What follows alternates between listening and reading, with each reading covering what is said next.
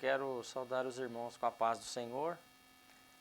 Nós aqui estamos novamente para darmos continuidade nos nossos estudos para a Escola Bíblica Dominical desse trimestre último do ano de 2022, aonde nós estamos estudando as epístolas do Novo Testamento, uma segunda parte. E lembrando aos nossos irmãos que nós estamos ministrando para as classes de adolescentes, e a lição de hoje já é a lição de número 11, que tem por título A Volta de Jesus.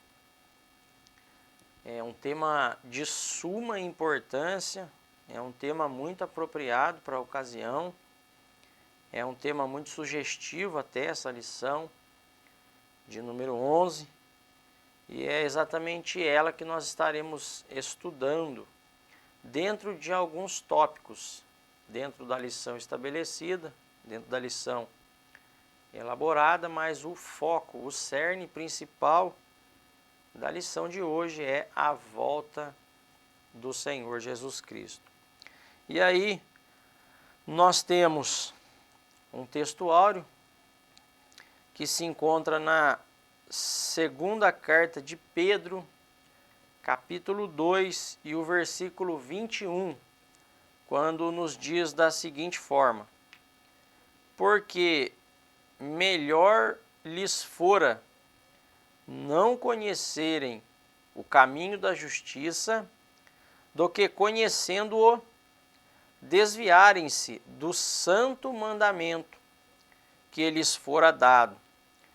No mesmo capítulo mesmo, na mesma segunda carta de Pedro, nós temos a nossa leitura bíblica em classe, que nós não estaremos fazendo a leitura dela aqui como hábito, como costume nosso, mas fica a critério dos nossos irmãos professores em suas respectivas classes.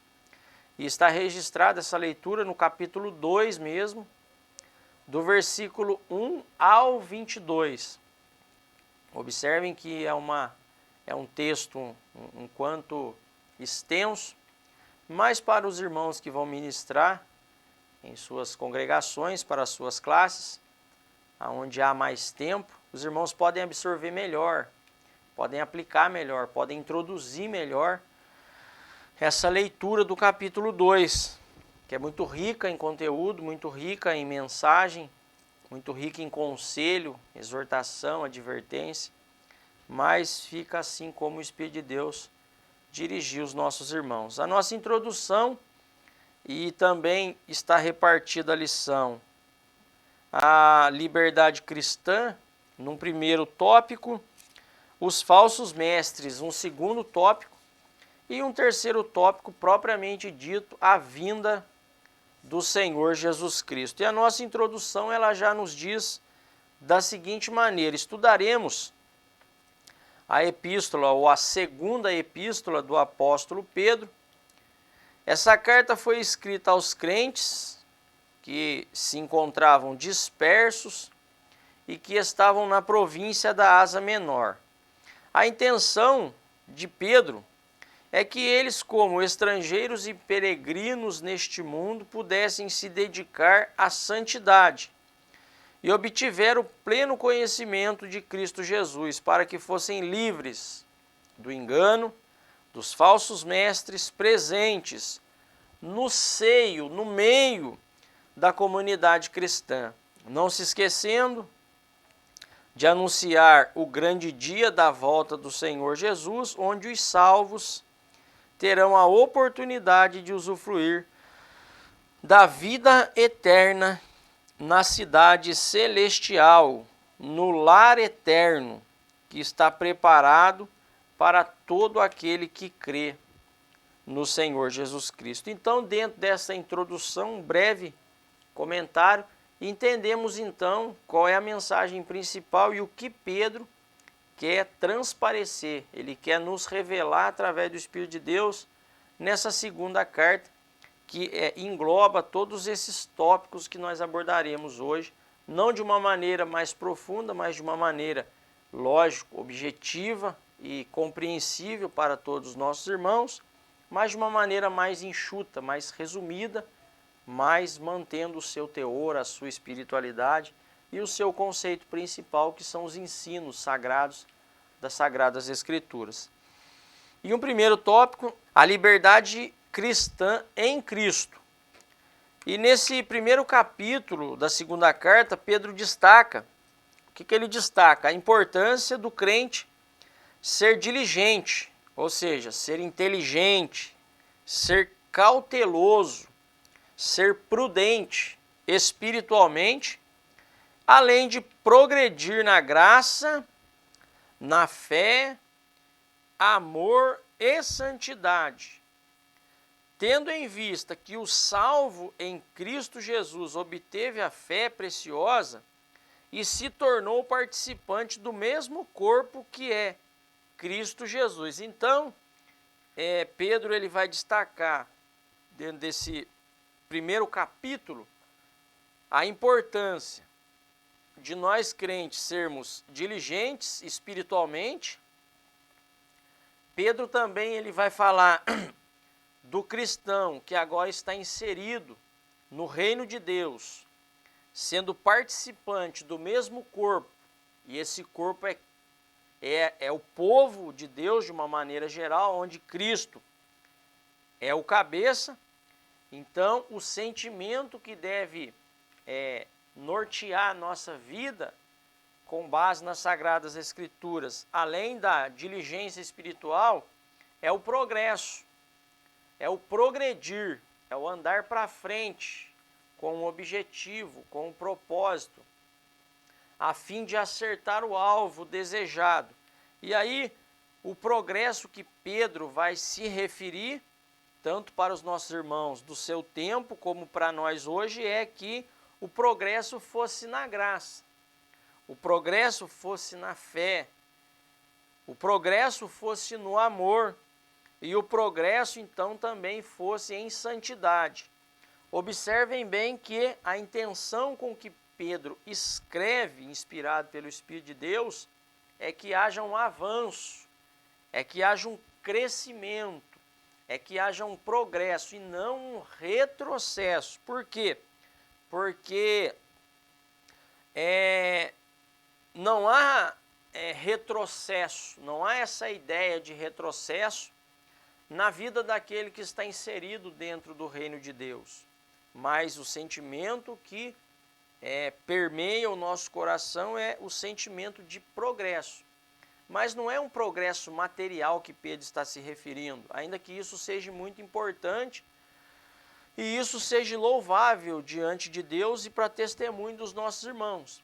Mas o que Pedro está se referindo com relação à diligência espiritual e o progresso é acerca de coisas espirituais, como, por exemplo, crescer na graça, progredir na graça, progredir na fé, progredir no amor e também na santidade.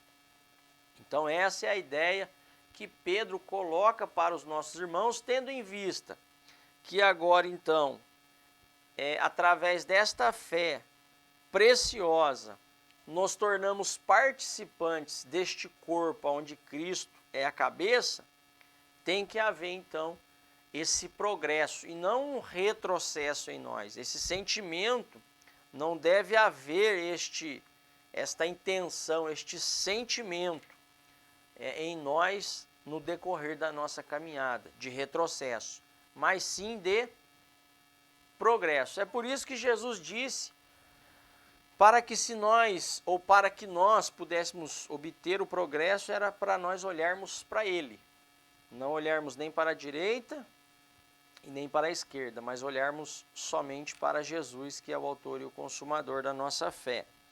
E por essa razão Pedro vai exortar, animar todo o povo a necessidade que existe de se buscar o conhecimento das Escrituras, que é fundamental na caminhada com Cristo.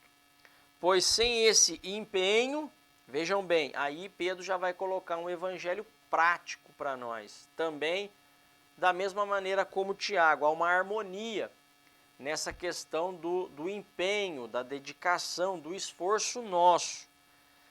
E sem esse empenho não será possível buscar a santificação.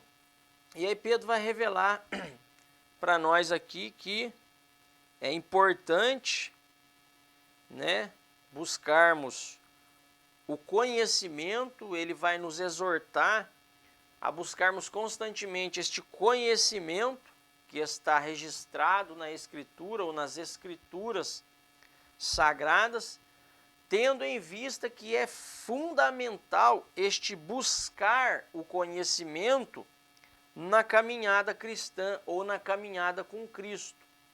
Por quê? Porque sem essa busca desse conhecimento, não havendo este empenho, será impossível nós conseguirmos alcançar esta santificação da qual Pedro se refere então. Mas do contrário disso, buscando conhecimento nas Escrituras, tendo as Escrituras como nosso fundamento para a caminhada com Cristo, aí se torna possível a busca pela santificação, pela separação, para a separação, vivendo uma vida para Deus, exclusivamente para Deus.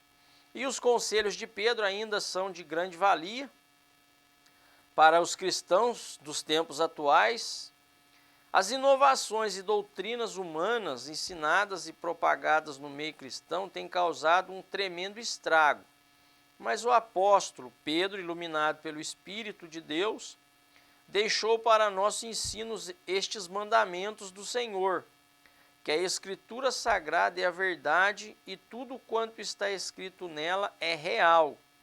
Sendo assim, nos ensina a combater essa conduta errada, que pregam o amor às coisas do mundo.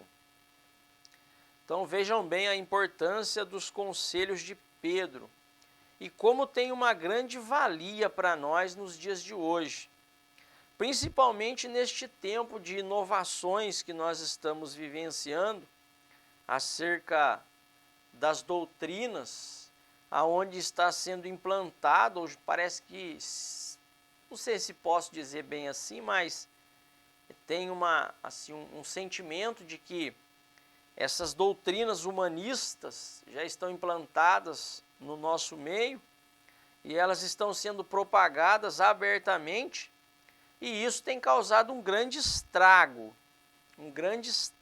no nosso meio. Por quê? Porque estes falsos ensinamentos e essas doutrinas humanistas, elas não têm por objetivo levar o povo a Deus. Ela não tem por objetivo levar o povo a uma santificação. Não tem por objetivo levar o povo a um temor real a Deus. Não tem por objetivo levar o povo a verdadeiramente a amar a Deus acima de tudo e de todas as coisas. Mas o sentimento que permeia no coração desses que propagam essas doutrinas humanistas e essas inovações no meio do povo de Deus, a ideia deles é incentivar e persuadir o coração daqueles que ouvem a exercitarem o amor às coisas deste mundo. E lembrando que a exortação de João é essa, para que não amemos o mundo, nem o que no mundo há. Então olha que conselho rico, contrário ao que esses falsos ensinadores propagam e disseminam no meio do povo de Deus, trazendo um grande estrago, fazendo com que o povo perca a visão que é para o alto, mas passam a ter uma visão terrena. Então Pedro vai nos ensinar a combater contra essas falsas ideias com relação a esses que querem colocar como que o amor às coisas deste mundo sendo como prioridade. A exortação bíblica e a advertência bíblica não é. É por isso que o próprio apóstolo Paulo mesmo vai dizer para nós não nos conformarmos com este mundo. E Jesus disse que nós não somos daqui, nós estamos aqui neste mundo, mas nós não somos deste mundo. Então não há por que ter apego, amor por coisas deste mundo. Então Pedro, também inspirado pelo Espírito de Deus, vai nos ensinar através dos seus escritos a combater contra essas falsas ideias. Temos que ser como os crentes de Bereia. E como é que vamos aprender a combater contra essas falsas ideias? Meditando na palavra de Deus de dia e de noite. Progresso, crescimento, tendo as armas que Deus nos disponibilizou, porque eis aqui a verdade absoluta. A única verdade absoluta é a palavra de Deus. E que temos todo o recurso disponibilizado pelo próprio Deus para combatermos contra essas falsas doutrinas, essas doutrinas humanistas sendo então propagadas no nosso meio. Então a exortação é essa, é que somente através das Escrituras estaremos munidos para combatermos contra essa falsa ideia. E a obra santificadora do Espírito Santo é realizada gradualmente no crente fiel, com o perdão dos pecados, tornando-nos a cada dia mais semelhantes à imagem de Cristo em santidade, fé e amor. Aqui vai falar da nossa semelhança com Cristo, tendo os nossos pecados perdoados, e lembrando que esta obra é uma obra gradual, ela acontece na nossa vida todo dia, tendo nós o perdão dos pecados, e assim nos tornando cada dia mais semelhantes a Cristo, em santidade, fé e amor. E o propósito de Deus para o seu povo é uma obediência diária, cada vez maior, a Jesus Cristo. E como isso seria impossível por mérito humano, então, a obediência plena é tornada possível através da aspersão do sangue de Jesus Cristo, que nos purifica de todo pecado, para uma vida de perdão contínuo e diário. Aí vai revelar aqui para nós, dentro desse ponto, a obra realizada por Cristo Jesus na cruz do Calvário, nos trazendo então a salvação através da aspersão do seu sangue. E através desse ato, agora a obra do Espírito de Deus em nós, ela é gradual, e isso não é atribuído a mérito humano nenhum, mas exclusivamente na morte do Senhor Jesus Cristo, vertendo o seu sangue. E assim então vivemos uma vida de perdão contínuo através da morte de Jesus Cristo. E esse perdão também é diário.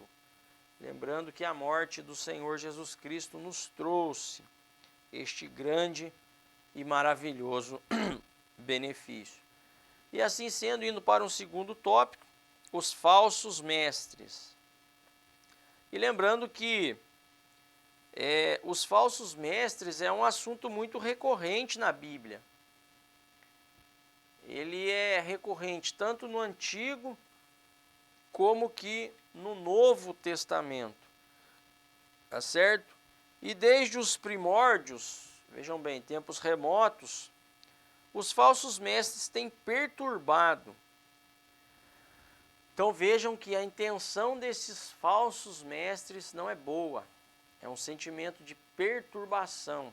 Eles têm perturbado o povo de Deus, disseminando heresias de perdição, levando ao desvio dos caminhos do Senhor, e muitos crentes ociosos e sem conhecimento da verdade. Pedro adverte que os falsos doutores, os falsos mestres, eles introduzem encobertamente heresias de perdição, agem de maneira ardilosa, com muita astúcia, negam o Senhor que os resgatou, não confessam Cristo como o único e suficiente Salvador, além de viverem de maneira dissoluta, fazem com que os incrédulos blasfemem do caminho da verdade. Então, veja quanta informação nós encontramos na carta de Pedro acerca desses falsos mestres.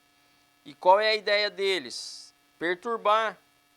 Eles disseminam heresias de perdição e levam ao desvio da verdade a muitos crentes que se encontram numa condição de ociosos, crentes que não estão trabalhando, crentes que estão estacionados de alguma maneira. Aí esses, de alguma forma, se tornam presas fáceis para esses falsos ensinadores.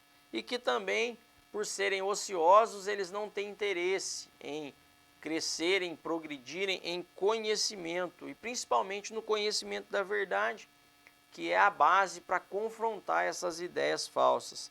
E aí Pedro vai advertir que esses falsos doutores, eles introduzem encobertamente, de maneira muito ardilosa, de maneira muito astuta, heresias de perdição.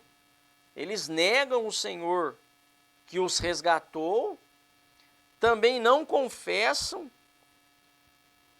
Cristo como único e suficiente Salvador, e além de viverem de maneira dissoluta, fazem com que os incrédulos, aqueles que não servem a Deus, blasfemem do caminho da verdade. Então, olha o estrago que o comentarista se refere para nós aqui acerca desses que introduzem essas heresias de perdição no meio daqueles que então são chamados povo de Deus.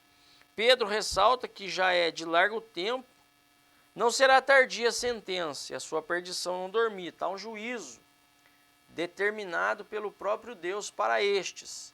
Mas enquanto estes não sofrem o juízo de Deus, eles vão lançando e semeando essas sementes malignas no meio do povo de Deus, tentando desviar o povo do caminho da verdade.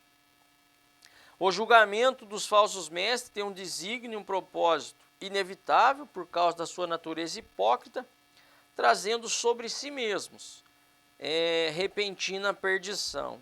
A demora aparente não é prova que o juízo foi esquecido, de maneira nenhuma. Há uma lei espiritual eterna da colheita, segundo a semeadura que se aplica a todos os homens. O pecado não perdoado se acumula, até que como cálice transborde, trazendo um severo e final julgamento divino. Então observem que o cálice de Deus, lembrando que Deus, ele jamais esqueceu de que esse juízo será aplicado sobre esses falsos mestres, e virá sobre eles como repentina perdição, no momento em que eles não estão esperando. É como que se o cálice de Deus estivesse enchendo até transbordar. E aí então virá o juízo sobre estes. E lembrando que o cálice de Deus, podemos colocar aqui que ele já transbordou algumas vezes dentro do contexto bíblico, e vemos o juízo aplicado sobre aqueles que eram contrários aos princípios, aos valores de Deus, às leis de Deus, aos mandamentos de Deus. E lembrando que o juízo foi aplicado de maneira justa sobre esses, trazendo perdição. E não é diferente para esses que no tempo de Pedro sofreram o juízo, e para esses que nos nossos dias também vivem dessa maneira, o juízo de Deus também está sobre eles. A lei da semeadura. Aquilo que o homem semear, isso ele vai colher. E Deus não se deixa escarnecer. É por isso que o que o homem semeia, ele vai colher. Mas para nós que servimos a Deus fielmente, fica a advertência, o cuidado que nós devemos ter, até porque Jesus mesmo advertiu acerca desses, que vêm até nós vestidos de ovelhas, mas o seu interior é de lobo devorador, que não perdoa o rebanho. Este é o sentimento que permeia o coração desses falsos. A própria palavra falso já dá-nos essa ideia de que são totalmente fora da verdade, são falsos. Podemos ter uma ideia daquilo que é falso e daquilo que é verdadeiro. Aquilo que é falso dura pouco, mas a verdade de Deus, ela dura para sempre, ela permanece para sempre. Então, esses falsos, eles já têm um seu tempo determinado para que o juízo seja aplicado, mas aquele que faz a vontade de Deus permanece para sempre. Então, eis aí advertências da própria Sagrada Escritura para nós. E na segunda carta de Pedro, no capítulo 2, ele apresenta alguns exemplos do julgamento imparcial de Deus. E aí ele vai falar de diversas classes, aí engloba até os anjos, né, que pecaram. Vai falar do mundo antigo, nos tempos de Noé. Vai falar para nós acerca das cidades de Sodoma e Gomorra. Então, juízos claros de Deus. Lembrando que até os anjos que pecaram contra Deus sofreram o justo juízo de Deus. E ele não poupará os falsos mestres. No entanto, Pedro lembra que há uma recompensa de Deus para eles, assim como guardou Noé, pregoeiro da justiça, com ele mais 7 pessoas, e trouxe o dilúvio sobre o mundo dos ímpios nos tempos de Noé. Livrou o justo Ló, nas cidades de Sodoma e Gomorra, que estava já enfadado da vida dissoluta dos homens abomináveis. Também é por isso que os cristãos podem crer que ele tem poder para livrar da tentação os piedosos e, ao mesmo tempo, lhes conceder livramento. Então, aqui é figura para nós. É figura daqueles que se santificam, que se separam, temem a Deus, obedecem a sua palavra, andam segundo a palavra de Deus. Para esses haverá livramento, como houve para Noé, como houve para Ló, exemplos citados aqui. Haverá também para os crentes fiéis dos tempos de hoje, ou se estendendo até o dia do juízo do Senhor Jesus. Haverá livramento para aqueles que são piedosos, que vivem uma vida em temor a Deus, em obediência à sua palavra. Mas para aqueles que vivem na prática do pecado, desobedecendo e desagradando a Deus, juízo. Juízo e juízo. E Deus não poupou nem os anjos, não poupou nem uma geração inteira nos dias de Noé, não poupou nem as cidades de Sodoma e Gomorra. Os homens daquelas cidades queriam coabitar com os anjos que foram levar a mensagem até Ló, que aquela cidade seria destruída. Imagine o grau de pecado que estava as cidades de Sodoma e Gomorra. Deus então aplica o juízo sobre as cidades de Sodoma e Gomorra. E nunca houve, em toda a história da humanidade, em lugar nenhum nós vamos encontrar, somente nas cidades de Sodoma e Gomorra, chuva de fogo e enxofre. Então observem que Deus é amor, mas Deus ele também é justiça.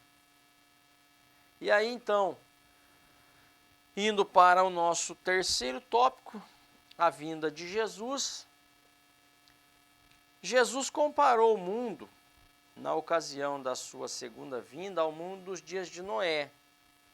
Apesar das advertências, das pregações e da construção da arca, o povo não prestava atenção, nem se preparou para o inevitável. Então observem que agora nós entramos num ponto um tanto quanto delicado. Vai falar da vinda de Jesus.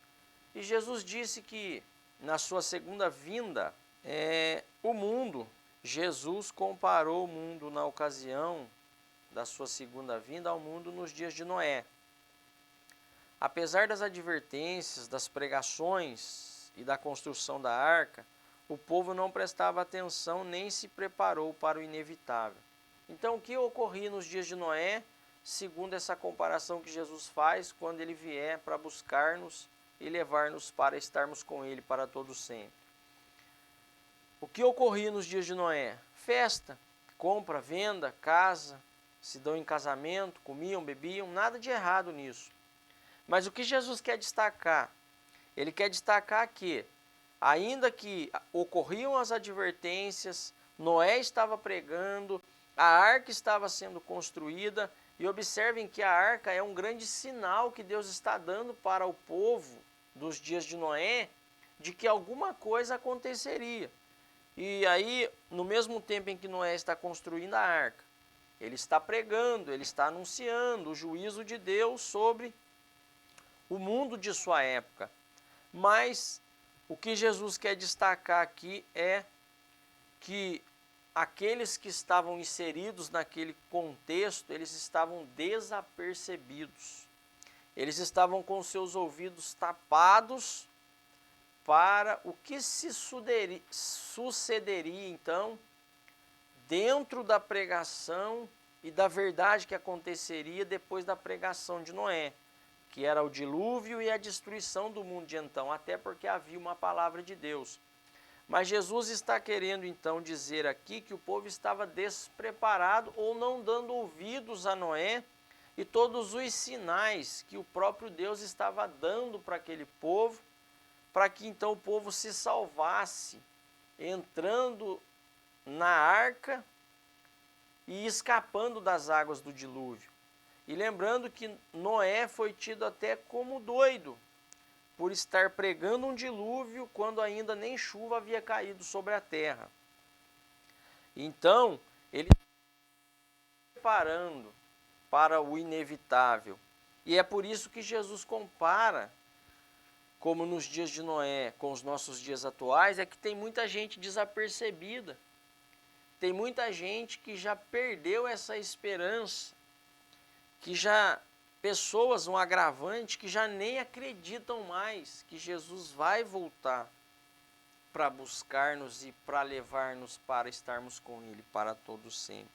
O que Jesus nos adverte é acerca da vigilância, acerca daquilo que Ele já tem falado e os sinais que Ele está dando para a igreja, porque a vinda de Jesus é mais certa do que acordarmos amanhã de manhã. E aí não acreditaram que o juízo divino chegaria, e aí as águas do dilúvio trouxeram consigo o fim do mundo, que conheciam, e a sua própria destruição. Da mesma maneira, o presente mundo continuará cegamente fazendo seus próprios planos, mas Jesus voltará e só se salvará os que se guardarem em santidade. E aí Pedro vai advertir os incrédulos que zombam das preciosas promessas de Deus e até chegam a fazer citação da demora da vinda do Senhor Jesus Cristo. E aí ele considera também certa demora da vinda do Senhor Jesus para nós como crentes, como um consolo, e lembrando que para Deus um dia, 1000 anos e 1000 anos, como um dia. E apesar da aparente demora, no retorno de Jesus, podemos considerar como uma oportunidade para a salvação dos perdidos. Deus demonstrando a sua misericórdia para com os perdidos. Deus demonstrando a sua misericórdia para com a humanidade, que está distante, mas que Ele quer trazer para perto, para que eles então sejam salvos da destruição que está por vir no grande dia do Senhor Jesus Cristo. E a intenção de Deus para os perdidos é para que eles se arrependam e voltem-se para Ele. E aí Pedro vai ressaltar que o dia do Senhor virá como um ladrão. E Pedro faz questão de fazer essa colocação, que o dia do Senhor virá como um ladrão e de noite. Observem bem que os marginais, né, eles têm horários específicos para atuar. E à noite, ou durante a noite, é o horário mais específicos para eles estarem atuando. Por quê?